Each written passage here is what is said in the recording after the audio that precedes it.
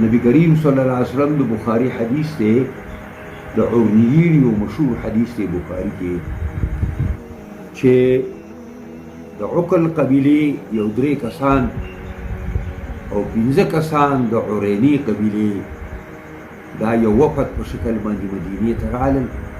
او اسلامي قبول کو مسلمانان هغه څو وخت پس پیغمبر فاته ویلي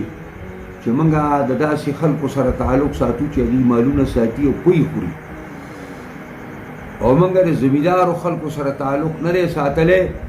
او موږ د زمیدار کورنۍ نه یو لہذا دی وجنه د مدینې د ابو هوا په موږ باندې بدل دا رنگونه جیل شو دا خېټې وپړسي نبی کریم صلی الله علیه وسلم هغه ورته ویلي چې زما اوخي سارا ته موږ بوزو او تاسو به هغې سره لاړ شئ هغه اوښو کې به هلته دیری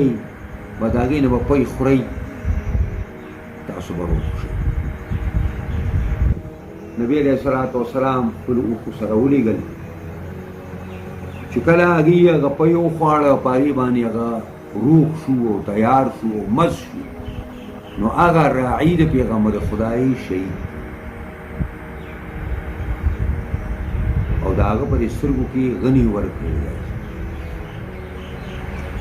او د تندې په حالت کې مړ او اوښي په مخه کړی مرتد شو نبی علیه السلام ته چې خبر راورسېده نبی علیه السلام ورپسې یو دسته د مجاهدین ولېږله او چې داسې غرمه غرمه کېدله دلته دې تړلي راوسته او د حرا د مکې مدینې نه بهر ځمکه د تور تور کاڼي کېږي هغه حره کې واچول او دا سیخونه یې سره کړه او پر یې سترګو کې ولې ووهل او دقسې پراته وو او ویل اوبه راکئ او دا بخاري حدیث دی چې پر دې خولې باندې ویل ځمکې داسې دا کول داسې راکنېستل